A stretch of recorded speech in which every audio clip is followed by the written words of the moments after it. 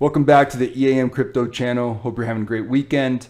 Look guys, it's been a minute since my last video, so I'm actually going to try to pump out 2 videos today if time allows. So first video today, let's talk about the S&P 500 index. We're going to look at the 1 week chart. This is going to be our cheat sheet. I'm going to make it super simple with how I think that I will maybe go back risk on with these markets.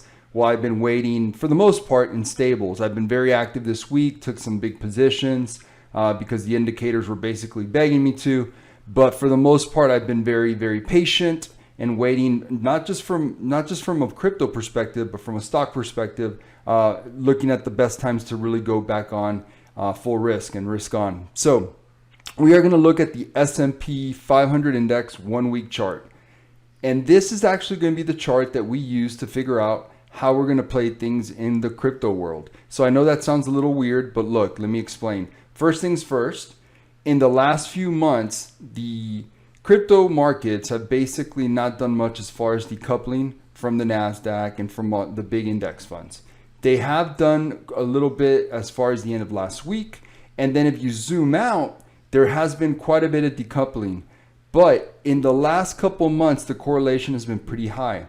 And I do believe that that correlation is going to remain the same for a bit. Now, if you zoom out again, I am repeating this, you are going to see that the crypto markets have been able to decouple from the index funds. But in the meantime, I don't see that happening for a bit. So what I'm going to do is break it down as far as what I think is the easiest way, the cheat sheet, to really be able to take a little less stress off your day, your thought process, and just kind of come up with a very easy, what I consider a much easier way to figure out how to get back into these markets. So let's dive in.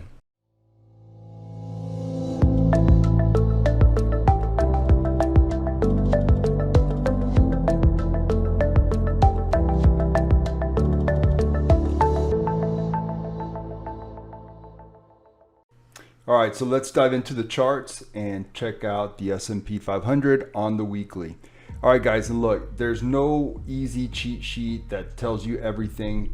So just keep that in mind. There's going to be other indicators that we're going to look for, but I just wanted to give you one way that I think will be the closest thing to a cheat sheet when the time comes to go risk on.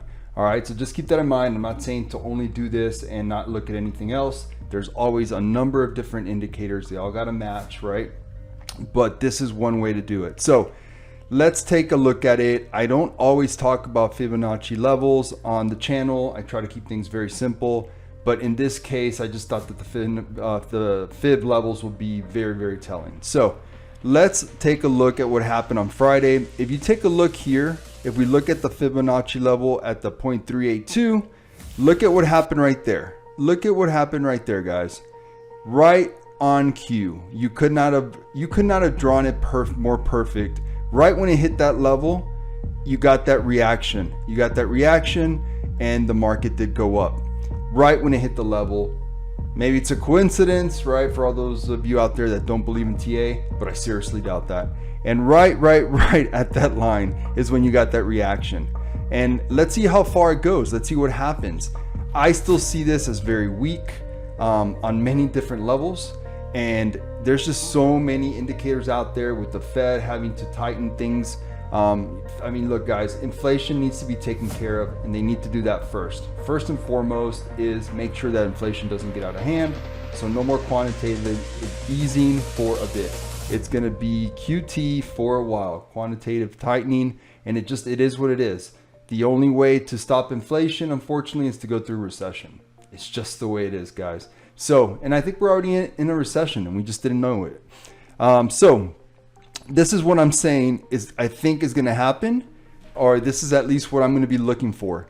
When the S&P on the weekly, guys, on the weekly, not the hourly, not the 4 hour, definitely not the 15 or 30 minute, on the weekly, when we hit this Fibonacci level, whenever it is, it could be next week, it could be in 3 weeks. I have no idea when it's going to be.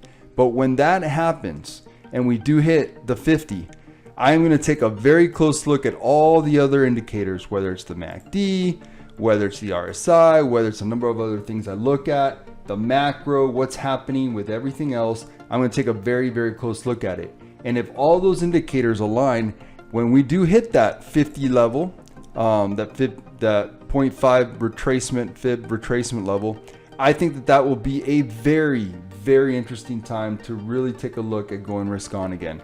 Is that going to be exactly what happens? Am I saying that? No. I'm just stating that that's going to be kind of like what I'm looking for, and kind of like one of those cheat sheets that we look for.